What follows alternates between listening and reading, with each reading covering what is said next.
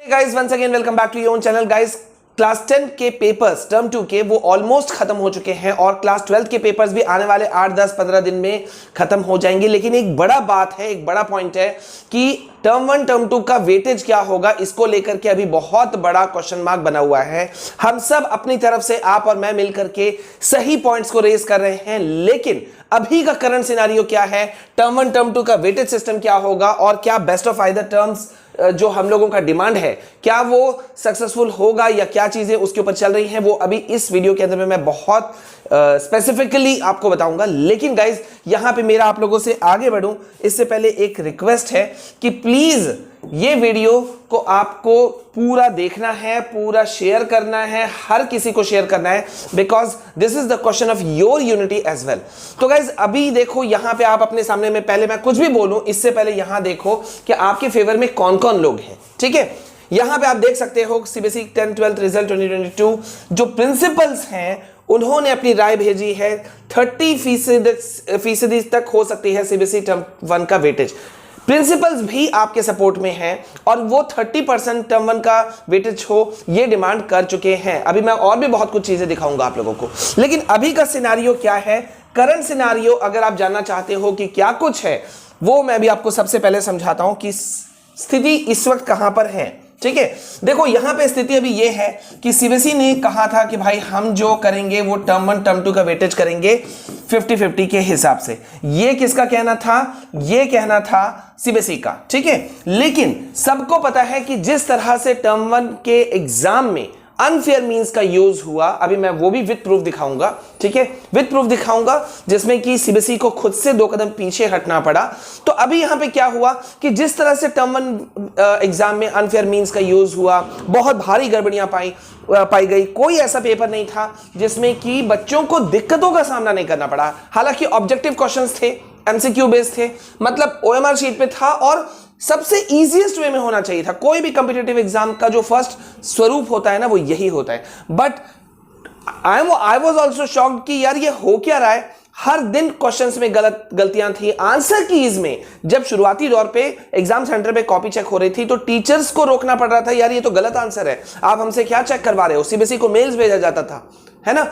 तो बहुत ज्यादा जब गड़बड़ी शुरू हुई तो सीबीएसई समझ गया कि भाई 50-50 करना पॉसिबल नहीं है, और इसी वजह से उनका अगर आप सर्कुलर देखोगे तो उसमें उन्होंने कहा कि वेटेज सिस्टम जो है उस पर हम बाद में फैसला लेंगे टर्म 2 एग्जाम के बाद में।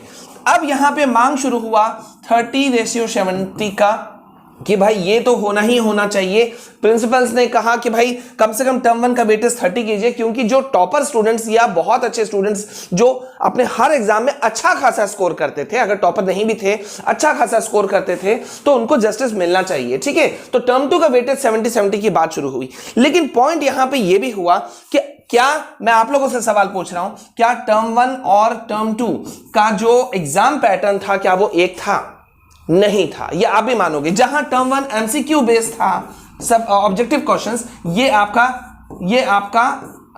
हो गया यहां पर सब्जेक्टिव क्वेश्चंस, है ना, ये हो गया आपका सब्जेक्टिव क्वेश्चन बेस्ड। अब यहां पे गौर करो, क्लासेस अच्छे से चले नहीं, पैटर्न बहुत अलग था। बच्चों, आप अगर न्यूज मीडिया एजेंसीज को देखोगे, न्यूज चैनल्स को देखोगे तो वहां पे लिखा जा रहा है बच्चे बहुत ज्यादा स्ट्रेस में थे, कोविड का इफेक्ट था, सैकड़ों ऐसे बच्चे हैं जिनके घर में मिस हैपनिंग हुआ कोरोना की वजह से।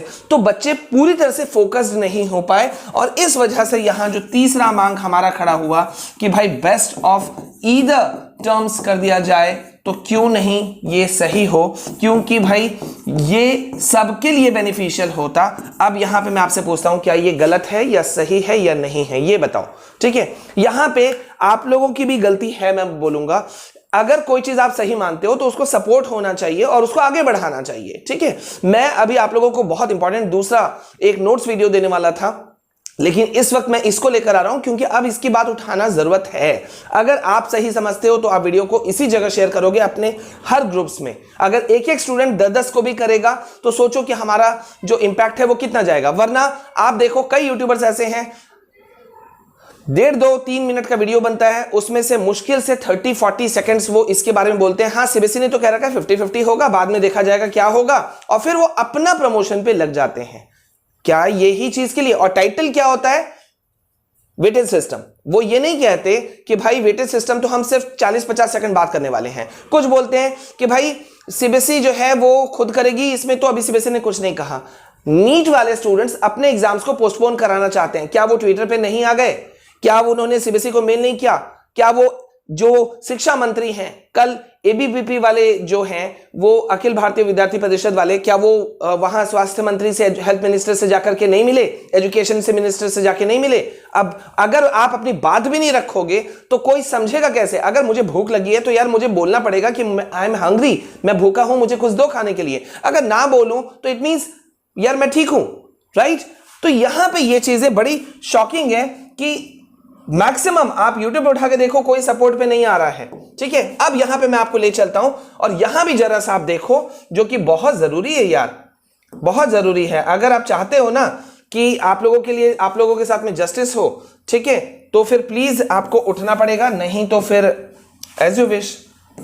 ये देखो, ये देखो, यहां पे देखो, कई स्कूल्स ने कहा कि भाई परीक्षा के दौरान छात्रों को अंक देते समय कई स्कूलों द्वारा अनुचित तरीका और कदाचार, unfair means and malpractices का भी मतलब आरोप लगा है। अब यहां पे गौर करो, मतलब एग्जाम तो गड़बड़ी हुआ ही था, इवन स्कूलों ने मार्क्स देने में भी गड़बड़ी की, क्योंकि होम सेंटर जो एग्जाम सेंटर था वहीं पर ही शुरू में कॉपी चेक हो रहा था ना। ये तो क्लास 10 का लास्ट पेपर ऑलमोस्ट खत्म हो चुका था, तब जाकर के कहा गया कि कॉपी चेकिंग एग्जाम सेंटर्स पे नहीं होगा। उससे पहले तक क्या था? तो यहां पे देखो, यहां पे इवन जो national progressive schools conference NPSC जो है, जो कि एनपीएससी क्या है, ये बहुत बड़ा स्कूलों का ग्रुप है, ठीक है, उन्होंने भी विनीत जोशी उस समय सीबीएसई के अध्यक्ष थे, ठीक है, तो उनको कहा कि भाई टर्म 1 का वेटेज जो है ना उसको 20%, यहां 20% की मांग हो गई, और 12 जो टर्म 2 का वेटेज है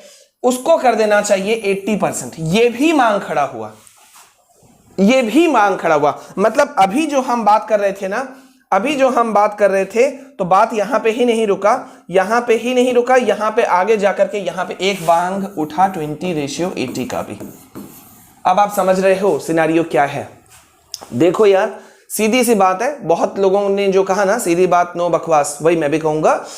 मुझे लगता है, माई स्टैंड, मुझे लगता है कि आप लोगों के साथ में इनजस्टिस हुआ है, बिकॉज टर्म 1 टर्म 2 पैटर्न अलग था। 2 पॉइंट्स, अगर टर्म 1 का पॉइंट नहीं होता तो कोई दिक्कत नहीं था, मतलब टर्म 1 में अगर गड़बड़ियां नहीं होती तो कोई बात नहीं था, लेकिन टर्म 1 में गड़बड़ियां हुई और बकायदा हुई, बहुत बड़ी लेवल पे हुआ। हर न्यूज चैनल्स, आप सिर्फ गूगल सर्च करके देख लो, ठीक है, आपको इतने न्यूज मिल जाएंगे, उसके बाद में आपको कुछ पूछने या बोलने की जरूरत नहीं रहेगा।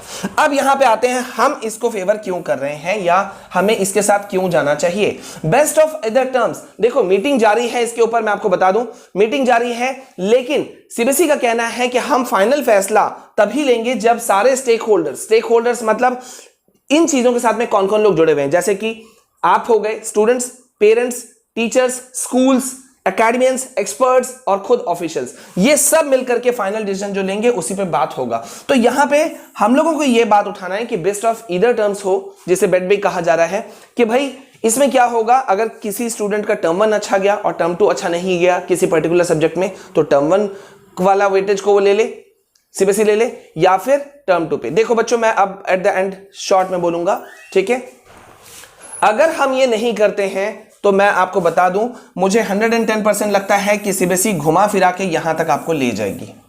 वेटेज टर्म 1 का कम होगा, ये तो कंफर्म लग रहा है 110%, लेकिन हम जो डिमांड कर रहे हैं बेस्ट ऑफ ईदर टर्म्स, इस पे कोई आपत्ति नहीं होनी चाहिए, क्योंकि स्टूडेंट अगर दोनों एग्जाम खुद से लिख कर आया और अगर दोनों एग्जाम का स्वरूप अलग था, पैटर्न अलग था और गड़बड़ियां भी हुई थी, तो इसको चुनने में कोई हर्ज नहीं होना चाहिए और किसी स्टूडेंट को भी दिक्कत नहीं होना चाहिए, क्योंकि कोई स्टूडेंट दोनों पेपर में, दोनों टर्म्स में 1 नंबर तो नहीं लाएगा ना।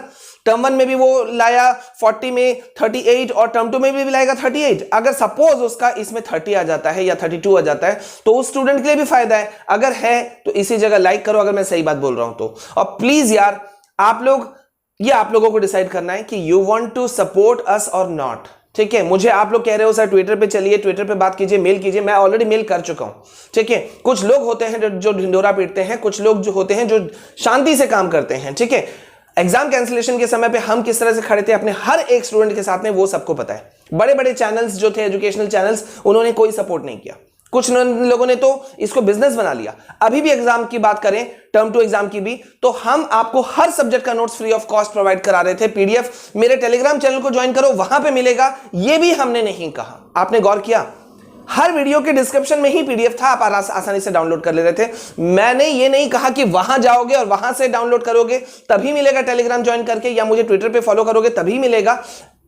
नॉट, ना ही हमने 1 रुपया आपसे चार्ज किया। अब रेस्ट अब आप डिसाइड करो कि आपको खुद पता चलना चाहिए। आप लोग क्लास 10 12 के स्टूडेंट हो, बेवकूफ नहीं हो। अगर सपोर्ट करोगे तो हम जीत पाएंगे, नहीं तो फिर रेस्ट अप टू यू।